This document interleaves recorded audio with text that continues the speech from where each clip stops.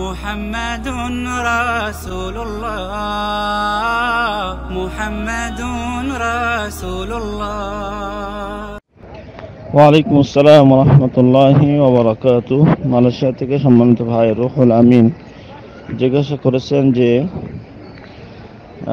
আমি বাড়ি গেলে আমার ইয়ারগান আছে, আমি অনেক সময় পাখি শিকার করি, খরগোশ শিকার করি। তো পাখি শিকার করার সময় অনেক সময় গুলি চালানোর পরে সে পাখি মারা যায়, তাকে জবাই করা সম্ভব হয় না। তো সেটা খাওয়া যাবে কিনা, অথবা শিকার করাই ইসলামে কতটা শরিয়াসম্মত, এ বিষয়ে তিনি জানতে চেয়েছেন। এ সুন্দর একটি জিজ্ঞাসা সম্পর্কে প্রশ্ন করার জন্য তাকে ধন্যবাদ, এই সুন্দর জিজ্ঞাসা করার জন্য। বিসমিল্লাহ ওয়াসসালাতু ওয়াসসালামু আলা রাসূলিল্লাহ ওয়া আলা আলিহি ওয়া সাহবিহি ওয়া মান ওয়ালা। শিকার, যেটা হাদিসের শব্দ হচ্ছে সঈদ। তো স্থল প্রাণীর যে সমস্ত প্রাণীগুলি আল্লাহ রাব্বুল আলামিন মানুষের জন্য খাওয়াকে হালাল করেছেন, সেগুলোর কোনোটা যদি শিকারের মাধ্যমে কবজা করতে হয় তাহলে সেটা জায়েজ। আর সেই শিকারের বিষয়টি রাসূল সাল্লাল্লাহু আলাইহি ওয়াসাল্লাম জামানাতে প্রচলন ছিল। সাহাবীগণ বা পূর্ব থেকেই আরব জাতি শিকারে পারদর্শী এবং তাদের জীবিকা উপার্জনের একটি উপায়ও বা একটা মাধ্যম ছিল শিকার। তারা বিভিন্ন পশু প্রাণী শিকার করে জীবন ধারণ করতেন। সরাসরি নিজেরা আবার কখনো অন্য প্রাণীর মাধ্যমে শিকার করে তারা সেই শিকারই খেতেন। যেমন কুকুরের মাধ্যমে তারা শিকার করে সে প্রাণী তারা খেতেন, যদিও সেখানে অনেক শর্ত শারায়েত রয়েছে, বিভিন্ন নীতিমালা রয়েছে, সে সমস্ত নীতিমালার আওতায়। তো বন্দুক দিয়ে বা ইয়ারগান দিয়ে শিকার করে পাখি অথবা খরগোশ শিকার করে খাওয়া জায়েজ, যেহেতু সাহাবীগণ এটা করে খেতেন এবং রাসূল সাল্লাল্লাহু আলাইহি ওয়াসাল্লাম সেটাকে স্বীকৃতি দিয়েছেন। বরং রাসূল সাল্লাল্লাহু আলাইহি ওয়াসাল্লাম থেকে শিকারের বিষয়ে বিস্তারিত বর্ণিত হয়েছে।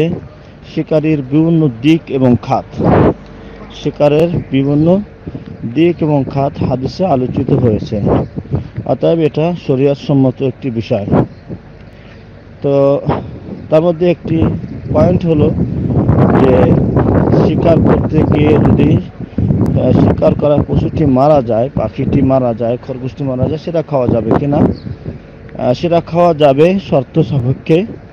সেটা হলো, প্রথম শর্ত হলো যে গুলি চালানোর আগে বিসমিল্লাহ বলে গুলি চালাবে, যেহেতু এটাই তার জন্য বিসমিল্লাহ বলে জবাই করার স্থানে ধরে নেওয়া হবে। যদি গুলি চালানোর আগে সে বিসমিল্লাহ এই নিয়তে চালায় এবং বিসমিল্লাহ বলে চালায় যে এই অবস্থা মারা গেলে যাতে আমি খেতে পারি, অতএব গুলি চালানোর শুরুতে সে বিসমিল্লাহ বলবে। দ্বিতীয় শর্ত হলো যে এই চালানোর পরে সেই পাখিটি বা সেই খরগোশটি যদি স্থলে মারা যায় তাহলে এটা খাওয়া যাবে। আর যদি গুলি খাওয়ার পরে যদি পাখিটি পানিতে পড়ে যায় আর সেখানে পাওয়া যায় পরে, তাহলে সেটা খাওয়া জায়েজ নাই। কেন? যে সেটা কি আসলে গুলির আঘাতের কারণে মৃত্যুবরণ করেছে, নাকি পানিতে ডুবে মারা গেছে পরে, কোনোটা তার কাছে স্পষ্ট না হওয়ার কারণে এটা খাওয়া যাবে না। যেহেতু হতে পারে পানিতে ডুবে মারা গেছে শেষ সময়ের, তার মরে যাওয়ার কারণ হয়েছে শেষ অবস্থায় পানিতে ডুবা, অতএব এটা খাওয়া যাবে না। এই কারণে আর ভাই বলেছেন যে পিটিয়ে মারা হলে সেটা খাওয়া যাবে না, যেটা এর আগে প্রশ্নের একটা সংশ্লিষ্ট বিষয়। হ্যাঁ,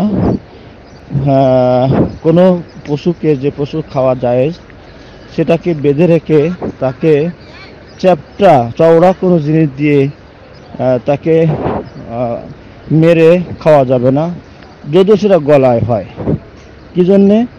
যেহেতু রক্ত ঝরানোটা হচ্ছে ইসলামের হুকুম, আর চওড়া জিনিস দিয়ে অথবা গলা ফাঁসি দিয়ে অথবা গলার দম আটকে যদি মারা হয় তাহলে সেটা হত্যা হয়, কিন্তু সেটা জবাই হয় না। জবাই হত্যা হলো তাকে রক্ত ঝরানো, আর সেই জবাই হতে হবে শরীয়ত সম্মত পদ্ধতিতে, যে পদ্ধতি মুসলমানের কাছে পরিচিত আছে।